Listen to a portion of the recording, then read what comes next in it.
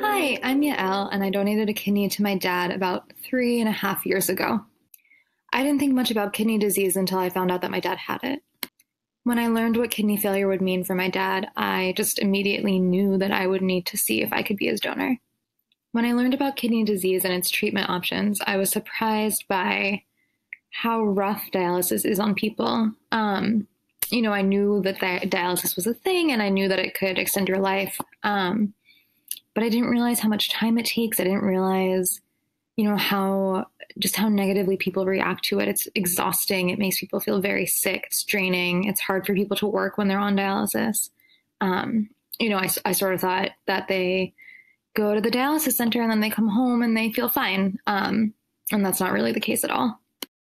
I ultimately decided to donate a kidney because it's the right thing to do. I have two, and my dad needed one. And, there was no reason that I could think of that wasn't a hypothetical to not donate my kidney.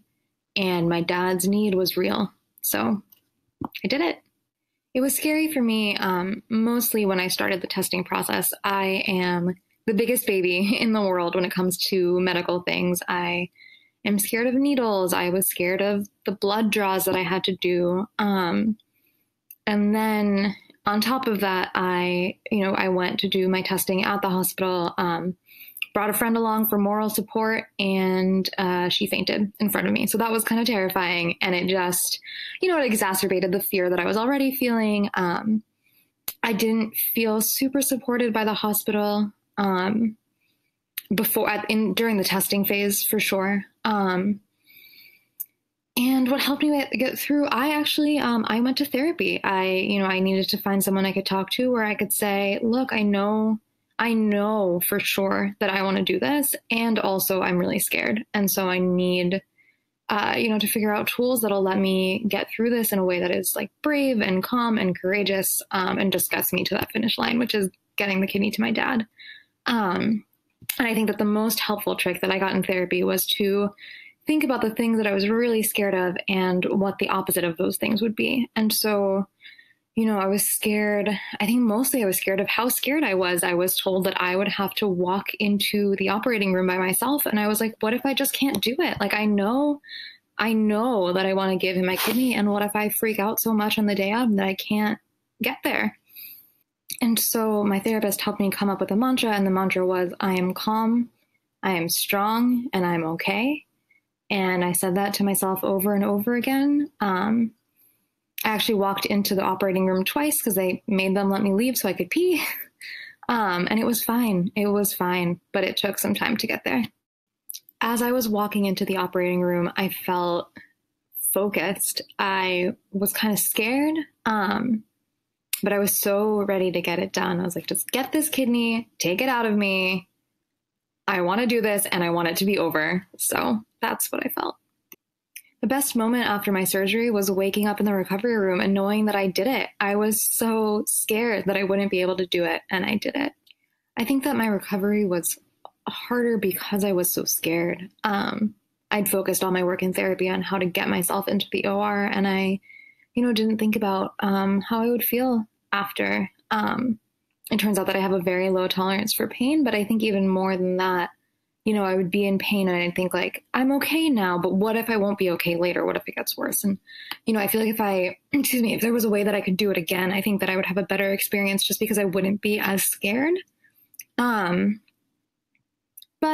even that being said, my recovery, I was home for about 2.5 weeks with my family and my friends taking care of me.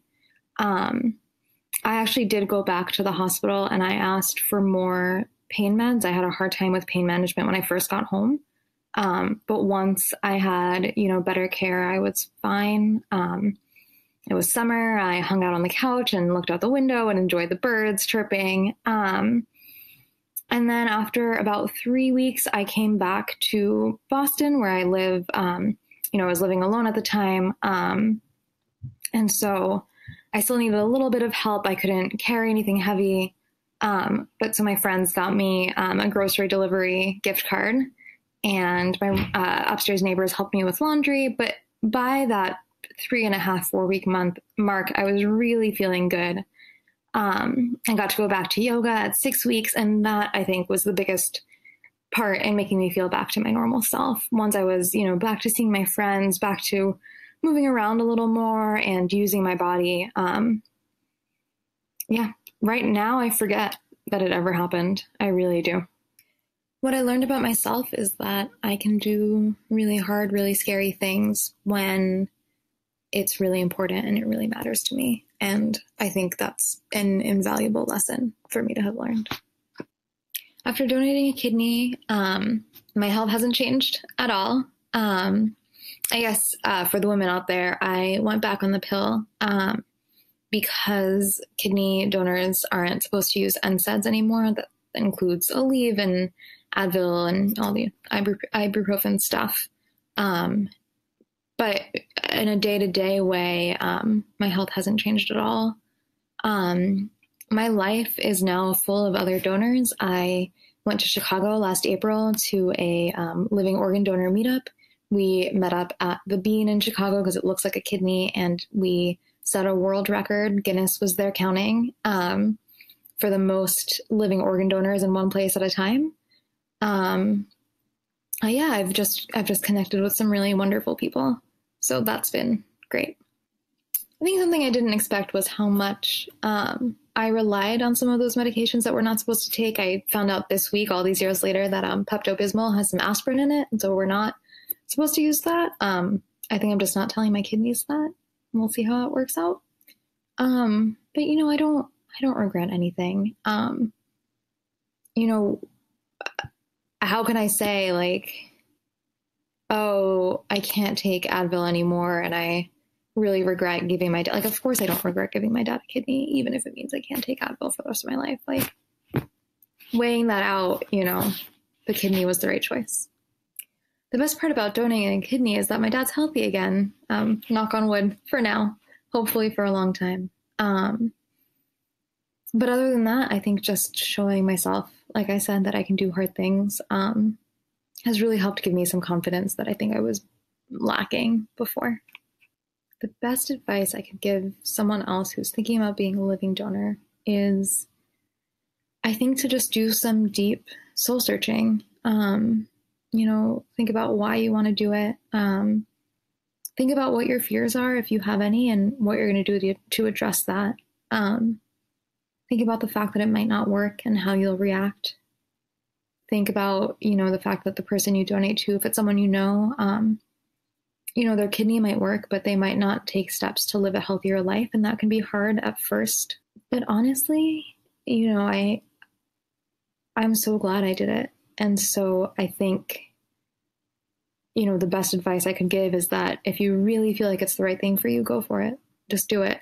And, if any issues arise down the line, you'll meet those when they come. For me, it was really helpful to find one or two other people who had been through it before and talk to them. I don't know if any contact information is included here, but I'm around if I can help. There are a lot of Facebook groups and websites. Some of that scared me because, you kind of have to remember that people who are going online often even either had a really good experience or a really bad experience. And so take what you see with a grain of salt, but do, I think, find a couple people who've been there before, who can kind of help you out along the way and reassure you and, share their experiences and their top tips. And good luck.